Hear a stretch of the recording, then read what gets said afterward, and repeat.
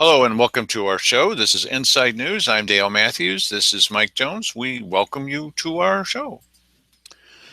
Good evening, Dale. I'm feeling pressured.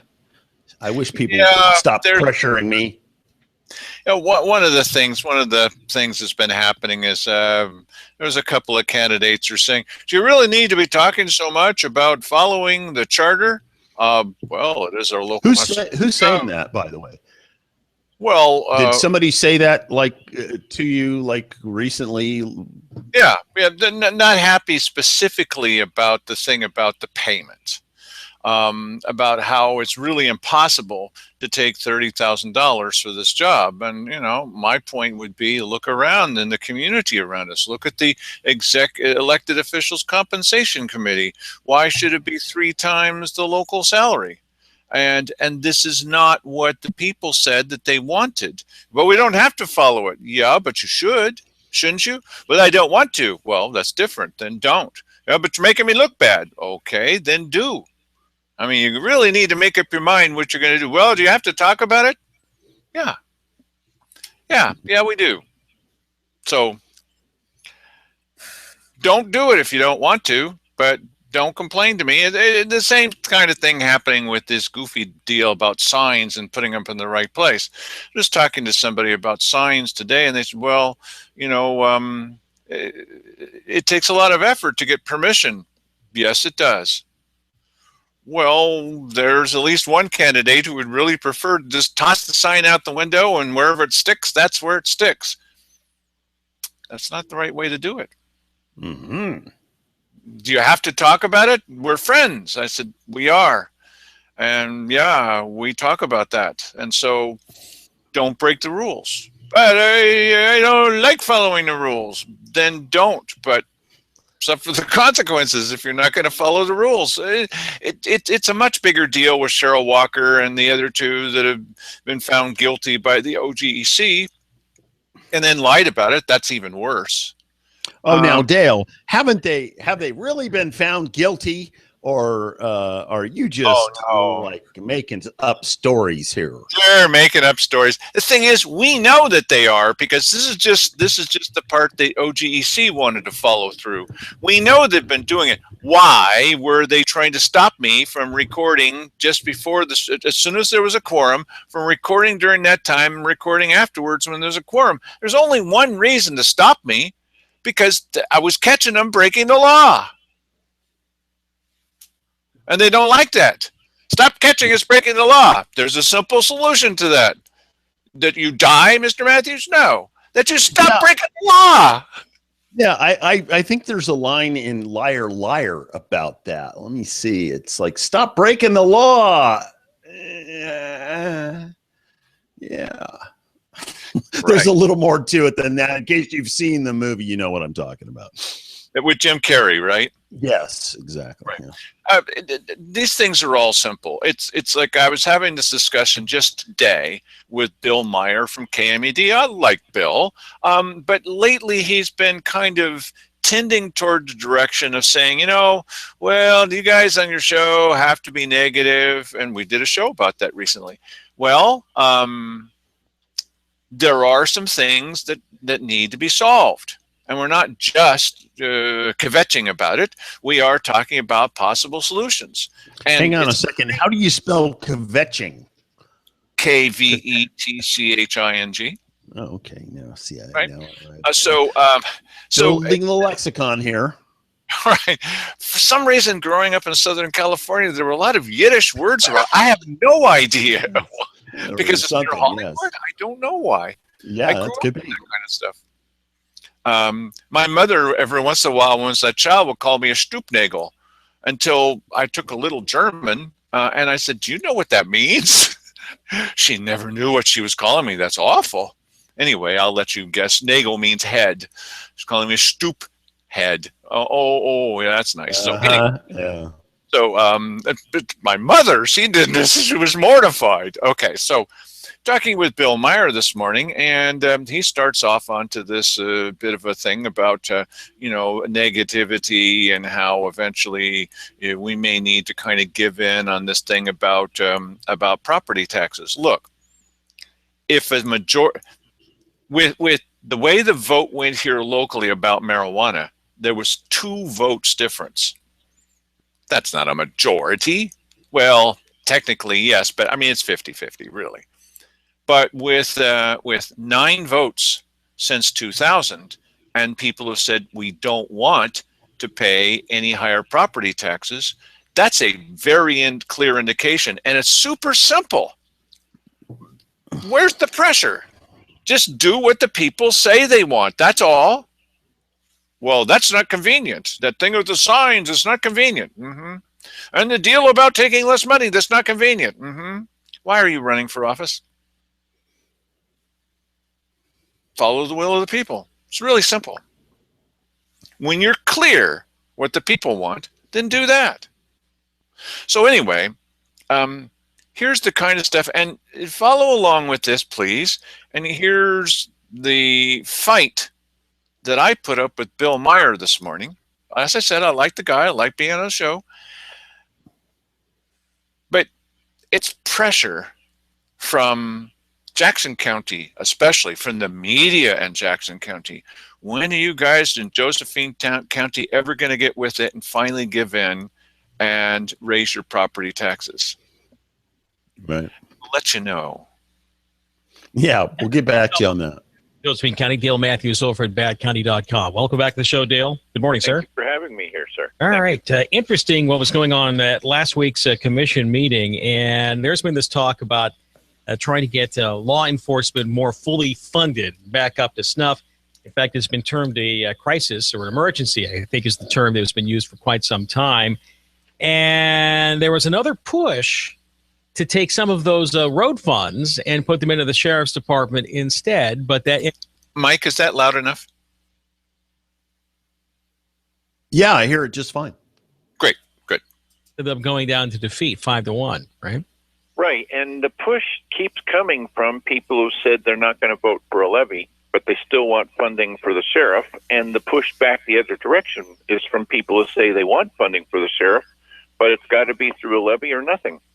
Through a levy, so one way or the other, it's, nothing's happening at this point.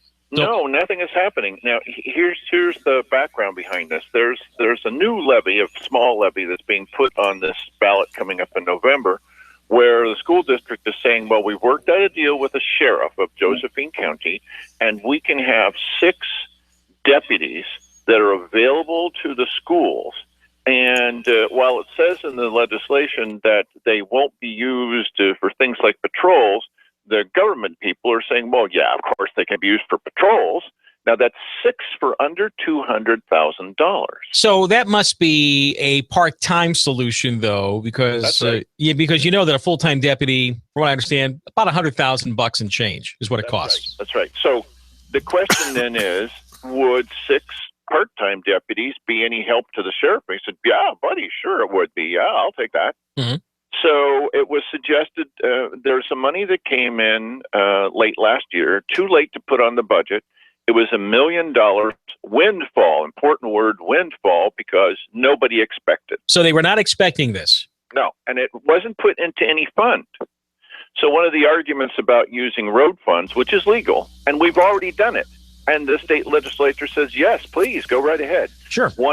Now, one of the arguments against using that, well, that's robbing from Peter to pay Paul. Well, let's hold off a second here, because remember, everybody admits this, and this was federal money that came in, from what I understand. Is that what that was?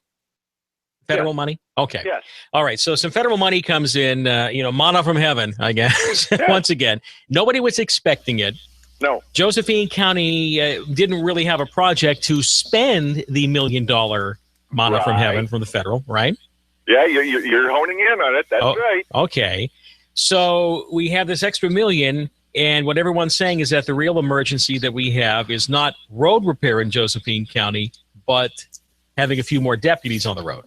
Correct? That's one of the reasons to call the governor down here to take over some of the things that are happening. Yes, that's right. And he pushed to declare a emergency so that we can get matching funds. So the one non-levy pusher, there's just one out of 6 on the budget committee, said, you know what? I make a motion that we spend the money on the sheriff. Let's do it. And if you use the same formula, even if you don't, it's still a pretty good deal. But if you use the same formula as this new levy, you could get for $1 million now, not $1.95. You could get 6 part-time deputies for 5 years. 6 part-time deputies for 5 years. Yeah, well, okay. You're right, because the school district wants to go $200,000 for 6 part-time. If the district, but hey, Dale, can I interject a second here? Wow. Of course. Yeah.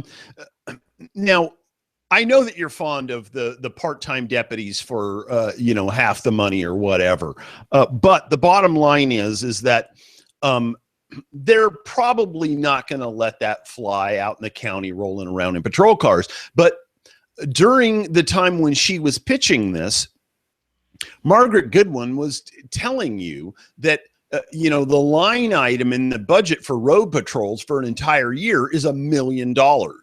Okay, so you could fully fund that at their normal patrol thing.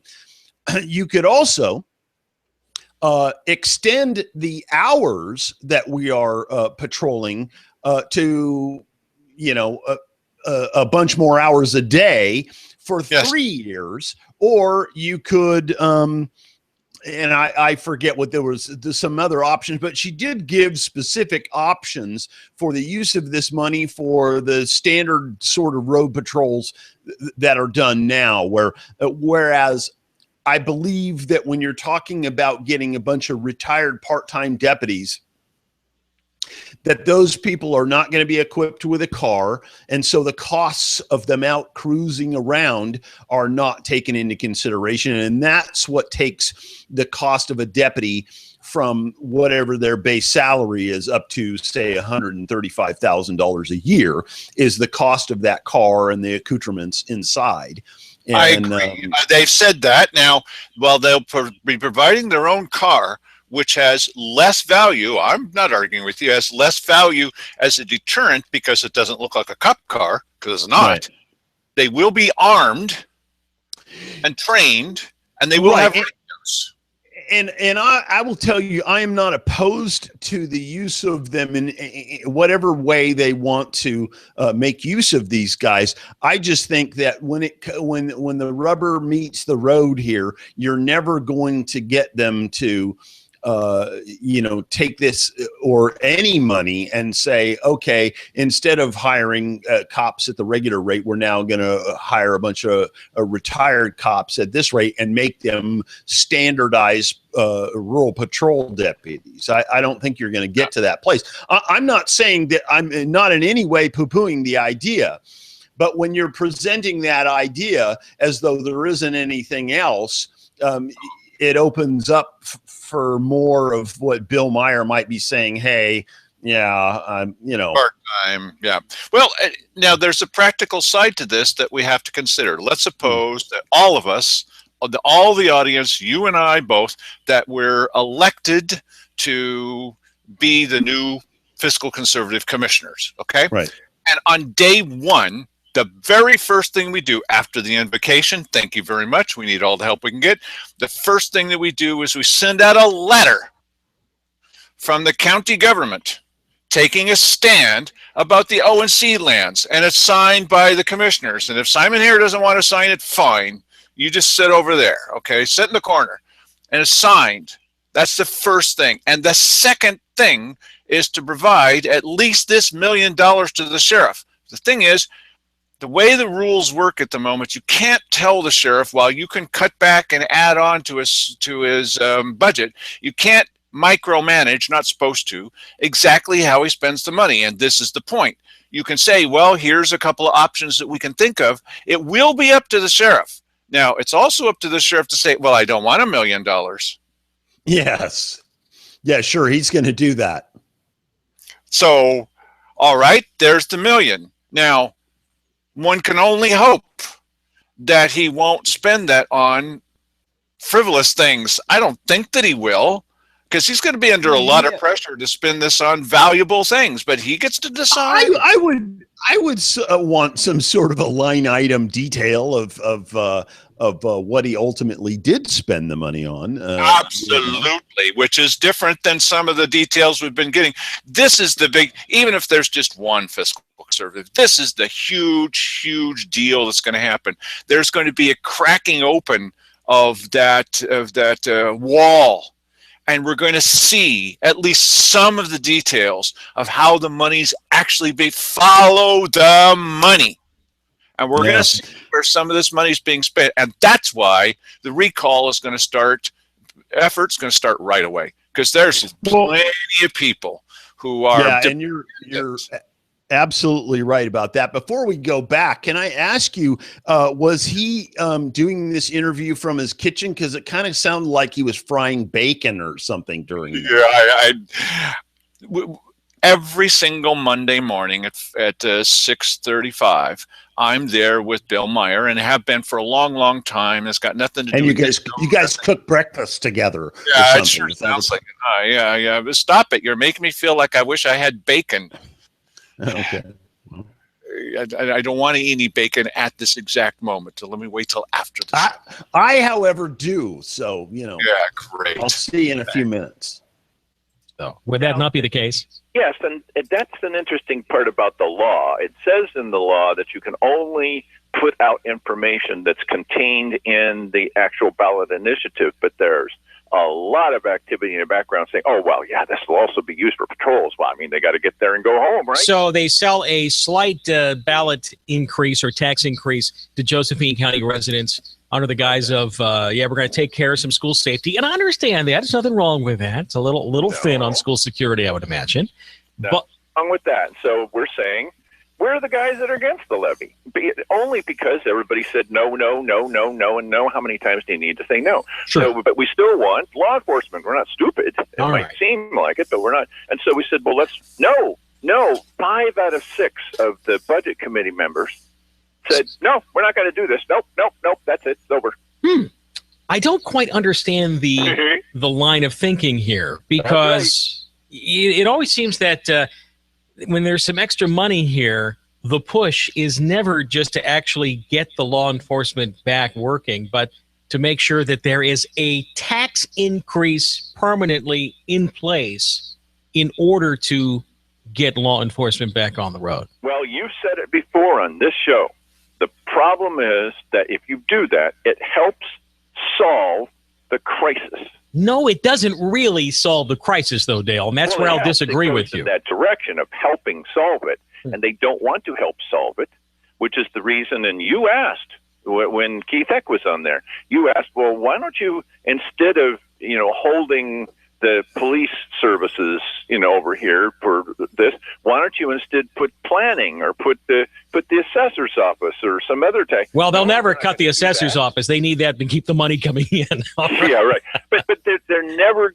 They've got to take the thing that people are most upset about and keep that in crisis mode, or nobody's going to vote for a levy. They actually said to the latest. This happened twice. Stop telling us good news from Washington, D.C. I'm not making this up, because whenever you tell us good news about funding, it means we have less of a chance of passing a levy. Would you stop telling the truth? Yeah. And yet, I also have to say that taking the road funding, which came from the federal government, here it comes. This funding, which nobody was prepared for, and nobody has a project to spend right now. Right. Putting that into law enforcement doesn't affect, though, or doesn't solve the problem, the long-term problem of how does Josephine County tax its citizens to pay for the citizens, the same services, rather, these citizens supposedly demand. However, this is an emergency. I know you're not fond of analogies, but I like this one, so please indulge me for a moment. Okay. You have a fire in the kitchen. Yeah. The flames are licking the ceiling. It's an emergency. And you say to your wife, would you go out and get the fire extinguisher from the car? Well, now, wait a minute. One of these days, we might need that in the car. We got a fire right now. Yeah, I know. I kind of see, though, I understand. I'm just saying that as a matter of politics, And because it's all a political decision which is being done here right now. Yeah, and how well is that? As a matter of politics, I understand though why people are saying, "Hey, listen, I don't want to put any more Band-Aids on it. We're going to live with what we have until we actually have something which is sustainable and reasonable and equitably spread, et cetera, and that we know." And the other problem here, and correct me if I'm wrong here, Dale, it's getting tougher to hire law enforcement around here in Southern Oregon. I know that we have trouble here in Jackson County. I imagine it's no different in Josephine County. Who the heck is going to go to work for a Josephine County sheriff even part-time when you're looking at funding only maybe for a year or two or maybe a little bit more? Part-time for 5 years. Part-time for 5 years. Only if they went with that particular plan. That's right. Only with that one. But we also are spending economic development money. The county has said, well, one of the reasons we're not helping economically is because the crisis, the emergency with law enforcement. Mm-hmm. Fine, then take economic development money. You've just said it. And instead of giving it, propping up county departments with economic development money that have nothing to do with economic development. But Commissioner Heck says that there are rules involving this economic development money. But they just can't shovel it into whatever they want at any time. Sure, but yeah, Mike, have you noticed the way the conversation is starting to change? Yeah. Well, and listen, I totally understand from the point of view of people who go, well, what are you going to do next year? Well, next year always comes and we always end up dealing with it. And this is how our money comes to us, in terms of this money from the federal government. And the bottom line is that, these guys who have put massive amount of effort and massive amounts of money into trying to pass a levy have put virtually no effort at all into lobbying the federal government to live up to their obligation. They haven't done that at all. So you know what? I'll take them seriously. I maybe will even throw them a bone if I thought they were working on my behalf, and I know damn well that they're not. I mean, I've been observing things here for a while, and I can see, what their inclination is. Now, I know darn well that if by some, act of whatever, the $2 bill was passed tomorrow, it probably wouldn't be 2 years before they were telling us that it is not enough money. As a matter of fact, if you may recall, last year at this time when they were pushing for the $1.49, I believe it was, that was not going to be enough at all. And as a matter of fact, that's a pittance. We're definitely going to have to build on that, but we'll start with the $1.49 is what they were telling us. So we know darn well that it doesn't matter how much we give them, more will be more lobbying for more funds from the people will be in the pipeline shortly thereafter. So I would like very much to have a permanent, reliable funding source. But I would like, since we have some markers out there, that we go start calling some of those in and say, hey, listen, you know what, we're in a funding crisis here. And instead of taxing our people more, which I know is the politician's favorite avenue, we would like for you guys to start fulfilling your obligations so that we can go back to being prosperous as you know, is the design here. You know, I mean, that's the original intent. With Lynn County, and how this county, no matter who was a commissioner for all these years, this county for 15 years was not insisting that we got paid the amount of money we were supposed to get paid. And they'll say, well, that's only a small amount. You know, really, it is the principle of the thing where they're not following through. Do you know what the latest action is on chiming in on this and insisting that we get paid what we're supposed to be paid? Zero. Yeah. They're not going to follow through. They're not following the. What do you mean you're not going to follow through? It's a class action lawsuit. You just put your name on there. They're doing all the heavy lifting. We don't want to be, according to Simon here, We're not going to be on that list. Well, we've not taken any action. Why the heck haven't we taken any action? I think Mike knows why. Well, number one, I think it would probably open up to greater scrutiny the fact that the state lands in this county, which are not very many, it's a fairly small amount, but regardless, I think I may be wrong about this, but I heard a number somewhere in the area of like $15,000 per year that it may well contribute. That. And that, yeah, me too. But I think that greater examination would be given to the fact that the state hasn't managed these lands in the county here for 15, 20 years, something like that. And that the commissioners and all those involved have basically lost track of all of this. And there may be some examination of that if we were to, join this lawsuit. Right. And they probably fear that more than anything else, because the way I understand class action lawsuits is that the participants in a class action lawsuit are not required to contribute funds. The lawyers clean up on the back end of that. Okay. But they can't tell us we're doing everything in our power.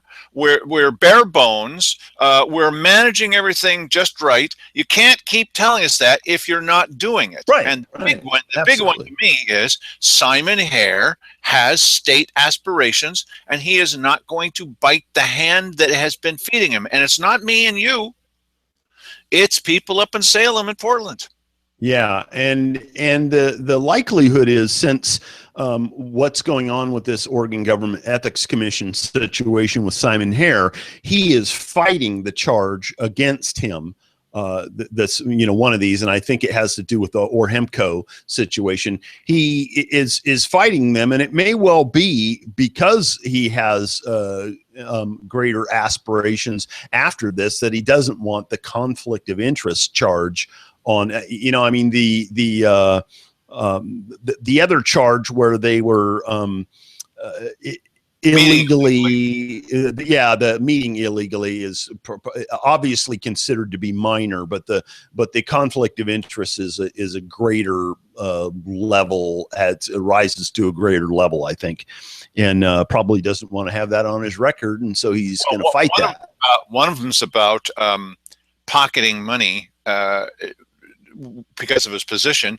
The other one's simply about lying to our faces. Right. Yeah.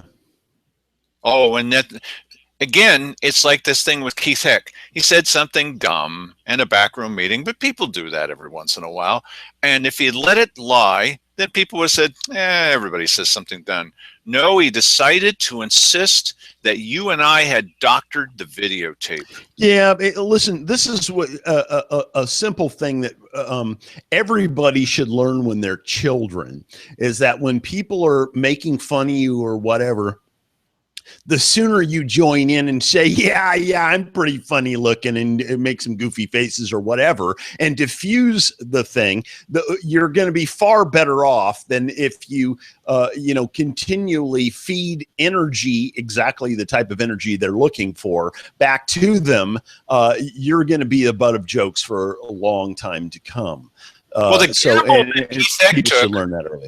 Was that he's more popular and more people believe he's honest than that we are. And that didn't work out so well for him. Yeah, well, and a lot of that depends on how you see the local political situation, because I got to tell you, I'm having this thing. There's people on a number of these Facebook pages around the valley here put in goading questions where they tempt you to contradict them in some way in the answer to this question that they put out there, so that they can then come back and barrage artillery at you for hours and hours. So it's amazing that it, in many cases, doesn't matter what you tell these people. They will continue. They are stuck in their position. And so, that's just the way. Well, see how far it went with even this poor old Wally Hicks. I liked in the past Wally Hicks when he took the stand, the position that what we had on tape, we don't have on tape. And he's sitting in these meetings, these illegal meetings with the commissioners, and the whole thing with Cheryl Walker, she has like 82 times in her. Well, Wally Hicks was there, brother. He was helping them break the law. Now, what are we supposed to do with this guy in the future? He was helping them break the law, and he insists that what's on the tape is not on the tape. Wally, there's nothing left to your credibility. How's anyone going to believe anything that you say or do? How are you going to be able to give any commissioner any kind of advice when you know what the law is and they say they know what the law is and you sit right there and you participate with them? There's no advice that you can give anybody anymore. There's no trust there. How's anyone going to even say, well, was this legal or illegal? Because what are you going to say? And if you say it, how are we supposed to believe it? Now, that's over. There's just really nothing that can be done with such a person. It's like finding out that your fire chief sets fires for fun. There's nothing you can do with that kind of fire chief. Oh yeah, you could do something with them. Were we done with that, King? No, we're not. We're not nearly done with that. But here we go. This keeps going further and further, and you saw that point where it starts to turn. It's going to continue turning. Here we go. They've said that in their little backroom meetings, and they are doing it. They say they can't while they're doing it. Give me an example. Right there. Give me an example of economic development money that's being shown. I have half a dozen times already. Well, one of the things is that they put it into the planning department. You can say, well, that's economic development. Yes, it is. It is part of economic development. Yeah, because you're not going to get anything built without. You're not going to get anything built though without the planning department. Nobody gets a building permit. Is it a crisis? Is it an emergency? No, I don't think it's an emergency. All right then.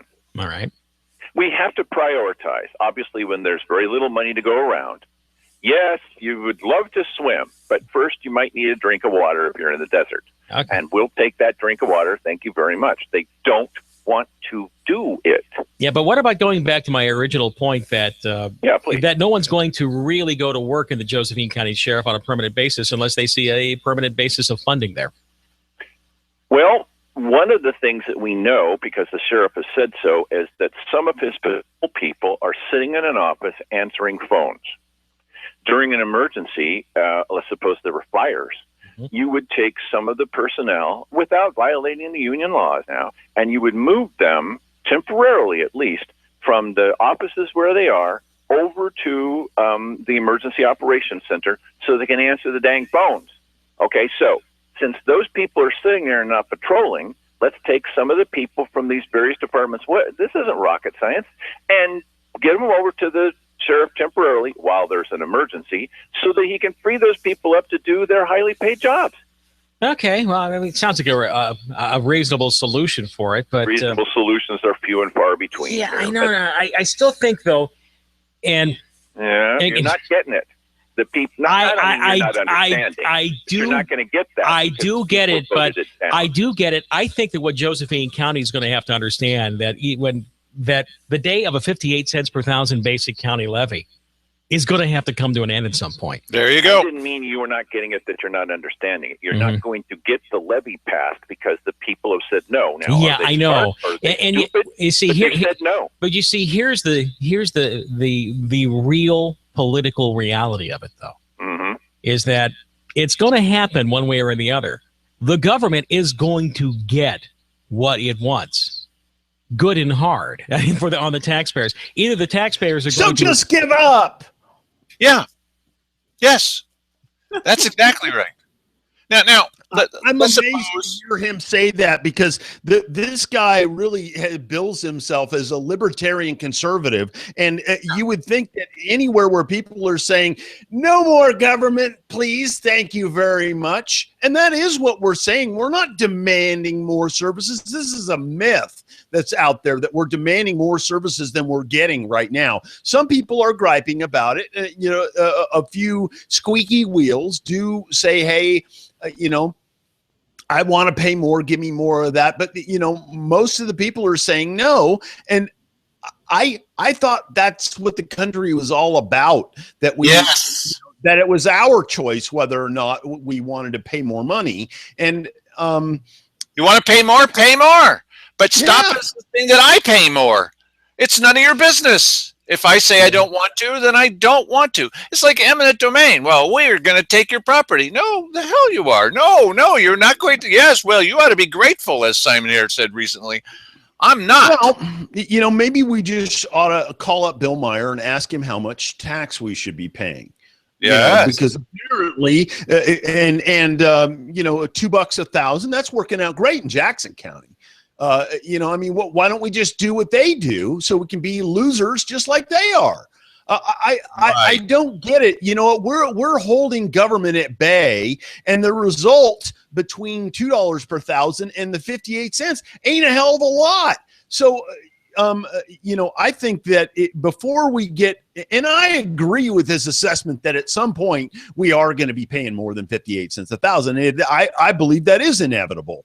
However, I think that because of what we've been able to examine over the time that we've been focusing on this, and that a greater amount of dollars to the sheriff's department doesn't necessarily mean a greater result in terms of crime reduction. Right. That we really need to be wise in how we examine this and who we put in charge of the disbursement, the allocation, and use of these resources. We just look at the crime rate inside Grants Pass City versus the rest of the county. You've heard this before. It's right. 85 to 15. Roughly speaking, yes. It varies from year to year. With 50 patrol deputies in just the area of Grants Pass, which isn't very big compared with the rest of the county, wouldn't you think that with full funding like this, and they're pretty happy with it, that the number of the percentage would drop down to 80-20, maybe 75-25, 50-50. Is it dropping? No. Wait a minute. Our own statistics, their statistics, are showing us that doesn't seem to make an appreciable difference. Okay, where's the proof? Yeah. It's not happening. You could see why I was alarmed, especially the further this conversation is going. Bill, I like Bill, but he's getting further and further out there. Well, you're going to have to do this eventually. What? Yeah, but this is not new with Bill. Bill's been doing this for years. I remember when we were both on the phone with him last year during the levy thing, and I called him up once and I said, Bill, we'll pass the levy when we want to pass the levy. Right. Why is that not the right answer? Right. I don't get that. Right. That's right. Yeah. And let's suppose that you and I, Mike, and everybody watching the show right now, live with us, watching the show, that we had the ability to say, okay, based on what we know, what the voters want, we can now suddenly, poof, say yes to more taxes or no. I would still go with no, not because I don't think that anything is a good idea, but because the people have made it very clear what they want. Why is this not a no-brainer? And not only that, under the circumstances where we are now, we still have a situation where our commissioners can find $135,000 to blow on water testing and, COLAs for all the employees and, raises for certain union employees, all kinds of stuff. They got all kinds of money to throw at stuff that you're wondering, what in the heck is going on? Where did that money come from? And where did it go to? Right. And yet somehow, I have to take this beating from Bill Meyer as to, why are you stupid, moronic idiots not paying enough in property taxes? And, listen, I like Bill too. I understand there are some circumstances which makes him the way that he is, which we don't have to go into in any great detail. But to some degree, he is sort of apologetic about the need for a greater level of taxation in this county when it's not even working in the county he lives in. I just don't get that. Listen, I would love for for us to be getting, $10-12 million more a year. And we used to be getting a lot more than that, by the way. And that's the really odd thing, is we used to get a lot more than that. We probably had, 100 deputies employed at the sheriff's department. They weren't all on at the same time, but they had that many people employed there, and yet the crime level was greater. And yeah, so how do these things pan out? You want to do this right, but you know what? I believe that there's some things being revealed to us here that we would be wise to pay attention to and use it to help in things going forward as to how we're going to do this. I think you pursue the federal government. Clearly that hasn't been done before. And you know what? We're in a situation right now where if you even talk about that, you're some kind of a loon, because everybody knows that can never be accomplished. That's what they say.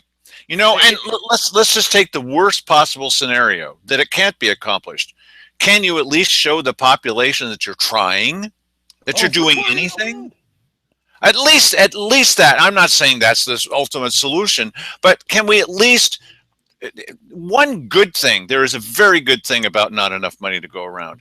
When we had lots of money and lots of deputies and still higher crime, when we had that, guess how much money? We can only speculate how much money was being wasted by county government, just thrown out the window. Now that we have less money, it's like dropping the level in a saltwater pool. There's no stuff down at the bottom. Oh, there's plenty of stuff down the bottom. That's right. We're finding it. That salt's getting pretty concentrated down there. I would say that you would hope that if we ever did get a little bit more solid funding source, and listen, this is really odd that they have this idea that you can never, ever accomplish this of getting more money from the federal government. We have a contract. Yes. The federal government is supposed to be, hey, they've got some kind of rating that says that their word is good. Hey, it's the Americans. They're saying, yes, we owe you this money. Oh, that's so. Oh, we'll take your IOUs all day long. No, you know what? I hope that in the future, if a greater level of funding from the federal government or even from taxes comes back in, that we understand that we can do with less and not expand the size of government beyond adding maybe a few patrol deputies to the sheriff's department. Don't start pumping out, adding greater levels of bureaucracy to downtown government, adding pencil pushers just to increase the size of your fiefdom so that you can go to the commissioners and say, well, I manage, a budget of $2 million. Therefore, I deserve a raise. That's not what is going on here. It's public service. We're trying to do the minimum so that the basic functions of life can take place without having to worry about our own safety in the county. That's what I want from government. So you'd be thinking now, as you're watching this, what would you do in this circumstance? You're live on the air with someone that you like. You would like to continue being able to reach out, and he's trying to pin your ears back about this thing, how it's inevitable that we're going to be paying more. How would you handle that? Would you be polite? I would agree with it. I would be polite because, listen, to a certain extent, there's some devil's advocacy being played there. And even but though he actually believes this because he's brought it up. It's not just trying to gin up the audience. I understand. So listen, I'm not going to start a knockdown drag out with every person that I know vehemently disagrees with my opinion, because if that happens, for crying out loud, I'll be fighting half the people in Josephine County. That's true. There's no point in that. And I think that his show, it's not without value. I'm not saying that Bill Meyer's wrong about everything. I'm saying Bill Meyer runs hot and cold. And some days he's like, screw government, blah, blah, blah. And other days he's going, why won't you pay more taxes? That's who Bill Meyer is. And I would just, you know what? Listen, I have friends who I may see certain things about them I don't like. I don't bring them up all the time because if I did, then I wouldn't be friends with those people anymore. That's right. So there's basic things that we do to get along that I'm fine with Bill Meyer believing what he wants to believe. And I would hope that he'd be fine that we make the decisions about how much property tax we pay. I would hope he would be. This is how I handled this situation, which was getting tighter and tighter. Just watch more permanent funding basis for their county, or Governor Brown or some other governor is going to force it upon you. You do understand this is the road that we are going down right now. And you in Jackson County should be thanking us for continuing to fight against government forcing themselves on us when we say, first of all, we need to know how the money is being spent. Where'd that $135,000 for water testing come from? Where did it go afterwards? And they've said at the beginning, they said, well, $8 million, $6 million in the road. There are different budgets for different aspects of things, though. So I think that's kind of a red herring you bring up. Well, now, wait a minute. They said $6 million in the road fund. Then they said $4 million. Now they're saying $2 million. We're hemorrhaging money. Where's that money going? We have not even heard about projects if they're spending $2 million a clip. All right. Where's the money? Follow the money. We're not going to give them any more money until we get in there and find out what happened to the money that's missing. All right, Dale. It's just my opinion. I think that the continual there's only so much longer the no thing's going to work.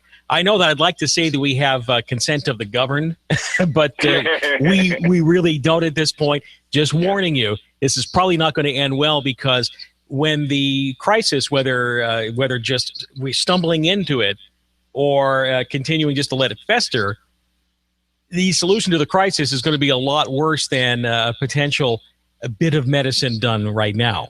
And I wish that Josephine County would get a little bit more with this plan. Okay. Wow.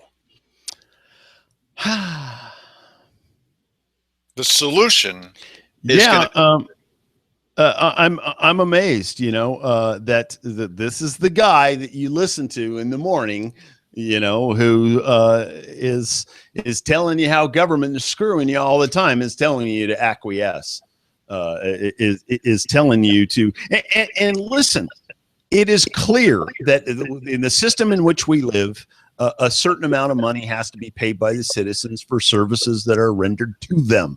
Got it. And we're trying to hold them back as much as we can. And we're trying to get what's coming to us. Read the ONC Act, Google the ONC Act. Everybody thinks because, people talk about the ONC Act like it's very, very complicated. It is not at all. It's a couple of pages, for crying out loud. It's in very, very simple language. And it basically says, we, the federal government, are going to cut at a sustainable level. And the sustainable has been defined as somewhere in the neighborhood of 500 million board feet per year, 500 million board feet per year. And that would put a hell of a lot of people to work around here, and it would pay a lot of bills. And oh, by the way, they're supposed to split the revenues of that 500 million board feet with us. Okay. Now, there hasn't been a law that's come along that rescinds that. It's just that we have acquiesced Why don't you guys just get with the program and knuckle under to the environmentalists and the federal government who say, we need to harvest less, or you need to use less of your own timber. And by the way, don't even walk on that land anymore. We have acquiesced to that.